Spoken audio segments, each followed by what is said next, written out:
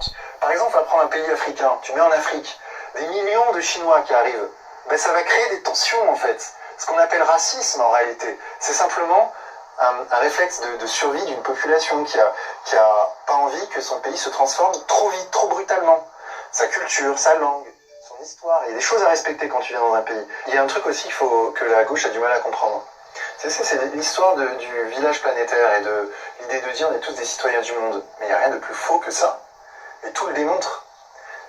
Tu peux pas t'installer dans le jardin d'un Chinois en disant ici maintenant, je suis chez moi. Non, t'es pas chez toi. T'es chez un Chinois qui cultive cette terre depuis des millénaires et qui lui se sent chez lui. Et ce sentiment-là, c'est un sentiment naturel, intrinsèque à l'homme.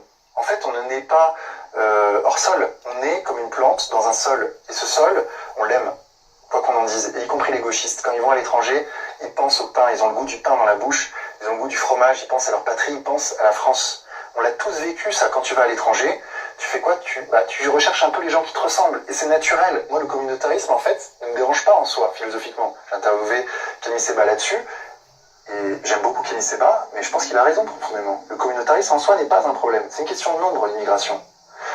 La question, c'est est-ce qu'on est des êtres hors sol qui pourront nous installer partout où on veut à ce moment-là?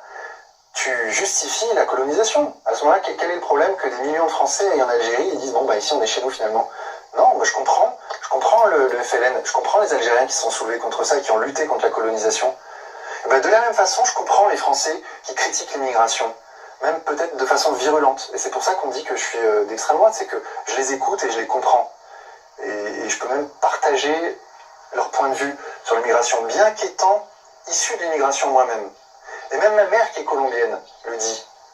Elle dit bien sûr que s'il y a trop de gens qui viennent d'une culture différente, d'un ailleurs, ça crée des tensions et c'est naturel. Et ça le ferait dans n'importe quel pays du monde, je le redis.